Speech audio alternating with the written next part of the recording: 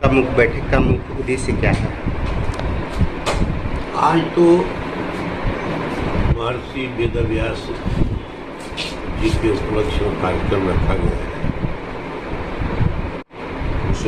इस बार यदि सर आपका जीत होते हैं, आपके पार्टी का जीत होते तब मुख्य मुद्दा क्या रहेगा सर?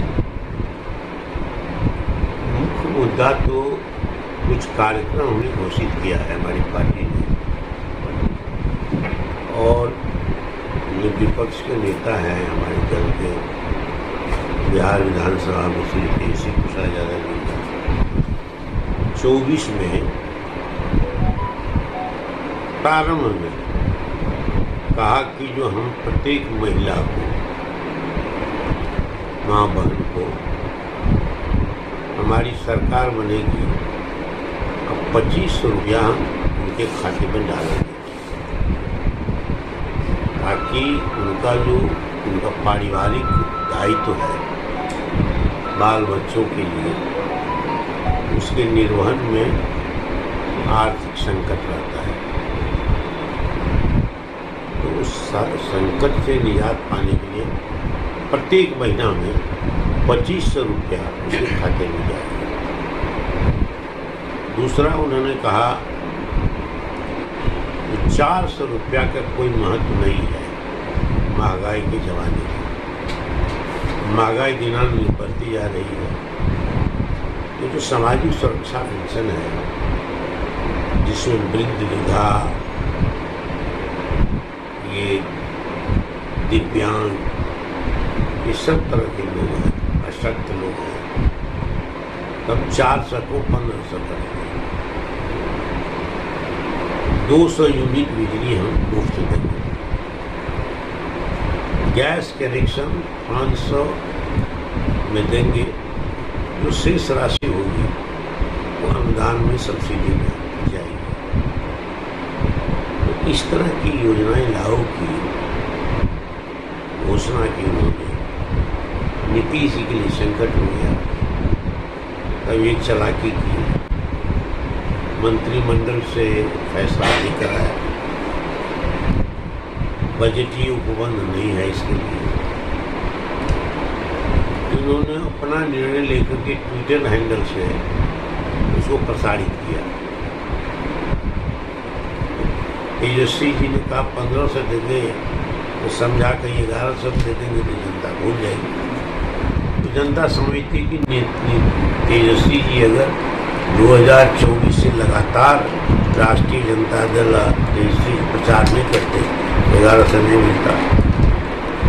इसी तरह बिजली 200 यूनिट कहे थे, तो 150 उन्होंने 125 रुपया माफ करेंगे, तो कोई नहीं कहेगा तेजस्वी जी का कार्यक्रम है। जनता तो समझ गई।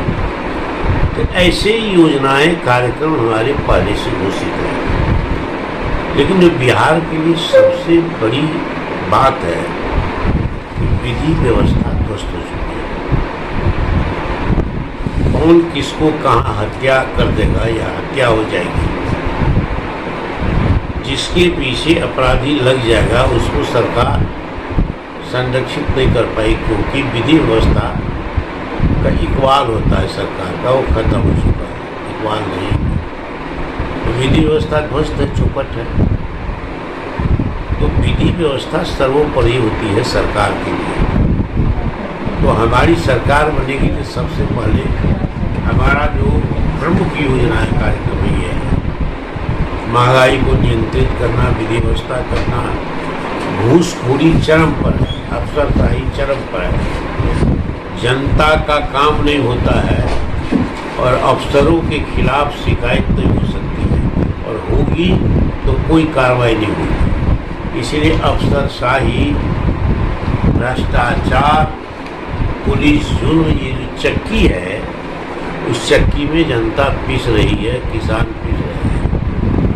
और बिहार जब झारखंड के साथ एक प्रदेश था, तब भी दो विपत्ति बिहार के माथे रहती थी, सुखाड़ और दहाड़। सूखा होगा तब इंतजाम नहीं होगा, अकाल होगा, और बाढ़ की विभीषिका होगी तो उससे भी सुरक्षा नहीं होगी। तो ये बिहार की अस्थायी समस्या है। हमारी सरकार बनेगी तेजस्वी जी के नेतृत्व में राष्ट्रीय जनता दल की, तो ये प्रमुख हमारे लिए चुनौती रहेगा कि सिंचाई की सुविधा, जब कहा था कि हर खेत को हम पानी देंगे, ये क्या कहते हैं नीतीश कुमार पलटू राम, किसी खेत में बीच में सब पिछड़ा सूख गया, कहाँ हर खेत में पानी पहुँचा है। अब वाटर टेबल नीचा चला गया, अब चापाकल में पानी नहीं आता है, हम लोग के इलाके में नहीं आता। यहाँ तो पहले बब्बू बोरिंग होता था, तब ऊपरी में पानी मिल जाता था, अब यहाँ भी स्थिति नहीं है। तो ये समस्याएं बहुत है किसानों के लिए और बिहार के खाद्यान्न उत्पादन के लिए सबसे बड़ी समस्या है। बाढ़ से सुरक्षा और सुखाड़ में हर खेत को पानी, दहाड़ के मुँह पर जो है पूर्ण रूप नीति से प्रबंधन अस्थायी रूप से, ये सब बड़ी समस्या है। शिक्षा जगत में अराजकता है, बड़ी अराजकता है। न हाई स्कूल में पढ़ाई होती है, न प्राइमरी स्कूल में पढ़ाई होती है, न कॉलेज में पढ़ाई होती है। पटना जैसे ये प्रतिष्ठित विश्वविद्यालय में अब नियमित रूप से पढ़ाई नहीं होती है, टीचर क्लास नहीं लेते, प्रोफेसर क्लास नहीं लेते हैं, अराजकता फैल गई है। प्राइवेट कोचिंग की संख्या बढ़ती जा रही है, अब प्राइवेट स्कूल की भी संख्या बढ़ती जा रही है और ये और अराजकता को पैदा करता है। इसको नियंत्रित करना और शिक्षा व्यवस्था में आमूलचूल परिवर्तन करना कि हर आदमी को सुलभ हो सके, सहज हो सके शिक्षा प्राप्त करना, तो ये सब बड़ा सवाल है बिहार में। इस सवाल को जो पलायन है आज, तो पलायन बीच में रुका था, लेकिन पलायन फिर बढ़ गया। पलायन कौन कौन चीज़ में? पढ़ाई करने के लिए पलायन, मजदूरी करने के लिए पलायन, नौकरी पाने के लिए पलायन, बिहार से भाग जाने के लिए पलायन। तो मैं समझता हूँ कि 12 करोड़ 13 करोड़ अनरजिस्टर्ड लोगों का पॉपुलेशन है इस स्टेट में। 4 करोड़ 5 करोड़ बिहार बाहर में रहता है। और अभी जो हत्याएं हो रही है, और सबसे ज़्यादा व्यावसायिक वर्ग की हत्या हो रही है, दुकान से सोना लूटे जा रहे हैं, बैंक लूटे जा रहे हैं और फिरौती मांगी जा रही है, तो हत्या हो रही है। खेमका की जो हत्या हुई, 6 मंजिला मकान पर हम चढ़ के गए थे देखने के लिए, देख कर क्या है, क्यों नहीं पकड़ा गया था। जब तेजस्वी जी ऊपर गए, हमारी पार्टी के लोग गए वहाँ, तब चिंता बढ़ी सरकार की, आज तब जाकर के उसमें कार्रवाई हुई। लेकिन बिहार से अभी कम से कम 10,000 करोड़ रुपया बाहर चला गया है। तो ये पूंजी का पलायन है। तो जिस प्रदेश में पूंजी नहीं बचेगी, तो एक अर्थशास्त्र का सिद्धांत है मनी ब्रीड्स मनी, तो मनी कैसे ब्रीड करेगा, रोजगार कैसे होगा। बिहार बट गया, 1,69,000 करोड़ रुपये का वादा किया था, ये जो घाटा अति बिहार को डिफिसिट में गया है, इस डिफिसिट से उबारेंगे हम, बिहार को पैकेज देंगे। कहाँ दिया पैकेज? 2 इंजन की सरकार है। तो ये हमारी सरकार की प्राथमिकता होना, गच्छे हुए पार्लियामेंट में घोषणा की गई थी, इस पैकेज को हासिल करना और जो पलायन वाला पूंजी उसको रोकना, और जो अपराधी पैदा हो रहे हैं, इन अपराधियों को घर दबोचना, अपराधी के पैदा होने की जो ट्रेंड है उसको रोकना, उसको ख़त्म करना। और एक बात और बड़ी समस्या है, शराबबंदी पहले भी बिहार में हुई थी, लोग नहीं जानते हैं। आप जानते हैं? नहीं जानते हैं। कर्पूरी ठाकुर ने की थी, कर्पूरी ठाकुर की सरकार 22 महीने की थी। पैरेलल इकोनॉमी नहीं चला था बिहार में, दारू का खुलेआम धंधा नहीं चला था। पुलिस के संरक्षण में, पुलिस संरक्षण देती है ये सरकार में, तो दारू का कारोबार बिहार में कम से कम 1-1.5 लाख करोड़ रुपए का है। तो दारू से अपराधी पैदा होता है, अपराधी से हथियार पैदा होता है, हथियार से हत्या पैदा होती है, अपराध पैदा होता है, ये सब दारू का कारोबार है। तो मेरी पार्टी दारूबंदी के खिलाफ नहीं है, लेकिन दारूबंदी का जो व्यवसायीकरण हो गया उसकी हमारी पार्टी खिलाफ है। इससे अपराध बढ़ता है, इससे नाजायज धन दौलत पैदा हो रहा है, इसके खिलाफ इसको रोकेंगे। जी सर, बेरोजगारी बहुत समस्या है अभी बिहार में, तो बेरोजगारी कैसे दूर होगा सर? बेरोजगारी बहुत समस्या है सर यहाँ पे, बेरोजगारी कैसे दूर होगा? बेरोजगारी की समस्या तो रास्ता बताया गया, तेजी कहता था कि लालू जी का बेटा है, बहुत नहीं समझता है। तो दूसरे बार नीतीश कुमार टप करके आए थे, बीच में सड़क है, इधर लालू जी का डेरा, उधर नीतीश कुमार का डेरा, गेट खोला टप के आ गए। तो लालू जी था दयालु प्रवृत्ति का आदमी, मान गए, कहा कि ठीक है। तेजी पहुँच गए, कहा कि नहीं मानेंगे, आप एक बार भाग चुके हैं। ये पहली बार सुन लीजिए, कहा कि जो बेरोजगारी समस्या सबसे बड़ी है बिहार में, 10 लाख लोगों की संभावना है नौकरी की। नीतीश जी कहा कि पैसा कहाँ से आएगा और नौकरी कहाँ है?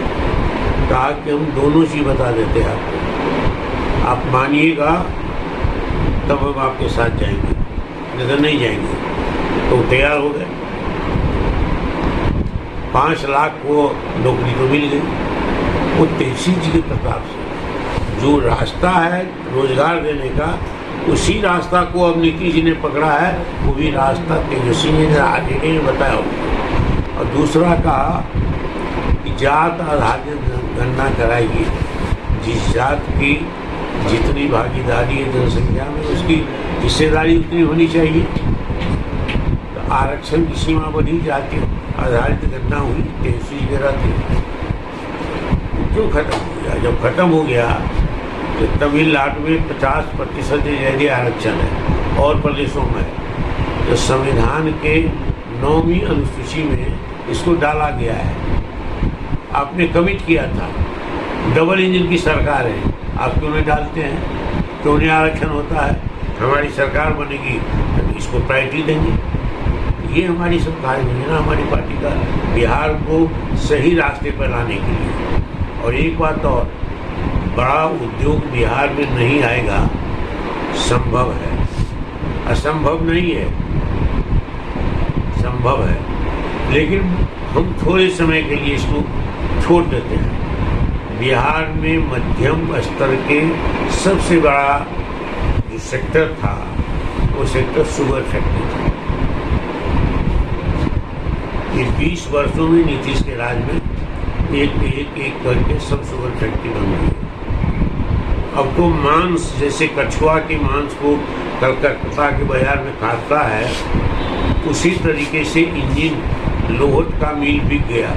उसका जो इंजन है कारोबारी ले गए, काट करके मशीन को ले गए। कौन सरकार ऐसी है?